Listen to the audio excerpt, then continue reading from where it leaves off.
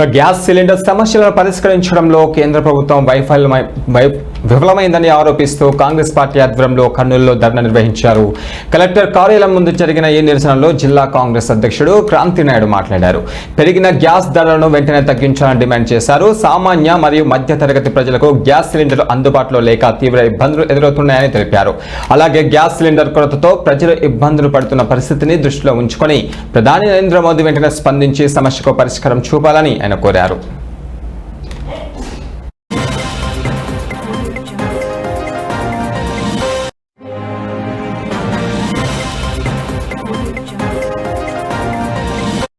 లేకపోతే ఎల్పిజి దొరక్క ఇబ్బందులు పడుతున్న క్రమంలో రైతులకు, కార్మికులకు, కర్షకులకు ఈరోజు ఎల్పిజి కూడా దూరం అయిపోయి రేట్లు పెరిగిపోయి కనీసం ఈ రోజు వాళ్ళు హోటల్కి వెళ్తే కూడా కమర్షియల్ గ్యాస్ కూడా దొరకని ఇబ్బంది పడుతున్న క్రమంలో నరేంద్ర మోడీ గారు సరెండర్ అయ్యారని చెప్పేసి ఇంతకుముందే రాహుల్ గాంధీ గారు లేవనెత్తిన విషయం మనకందరికి తెలిసిందే.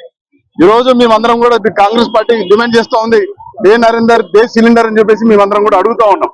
ఇంత పెద్ద దేశంలో మనమందరం కూడా ఆయిల్ ఉత్పత్తుల మీద మనమందరం డిపెండ్ అయినటువంటి ఈ దేశంలో కనీసం స్ట్రాటజిక్ పెట్రోలియం రిజర్వ్స్ అనేటివి లేకోకుండా ఈ యొక్క దేశం నడుస్తా ఉందంటే అర్థం చేసుకోవాల్సిన అవసరం మనమందరం కూడా ఉంది.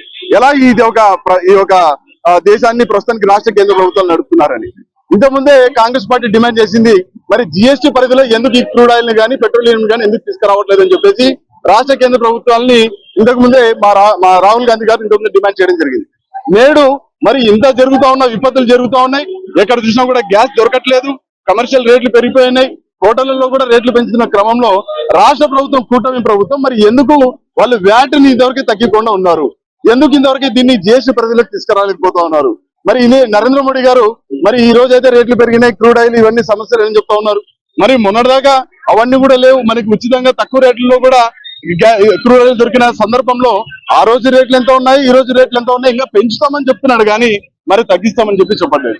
సామాన్యుడి గురించి కానీ, మిడిల్ క్లాస్ వాళ్ళ గురించి కానీ, రైతుల గురించి కానీ, కార్మికుల గురించి కానీ ఈ యొక్క రాష్ట్ర కేంద్ర ప్రభుత్వాలు ఆలోచన చేయడం లేదు. కాబట్టి ఈ రోజు జిల్లా కాంగ్రెస్ కమిటీ తరఫున మేము ఈ రోజు ఈ యొక్క ధర్నాన్ని చేస్తా ఉన్నాం. తప్పకుండా ఈ రోజు జిల్లాలో నెలకొన్నటువంటి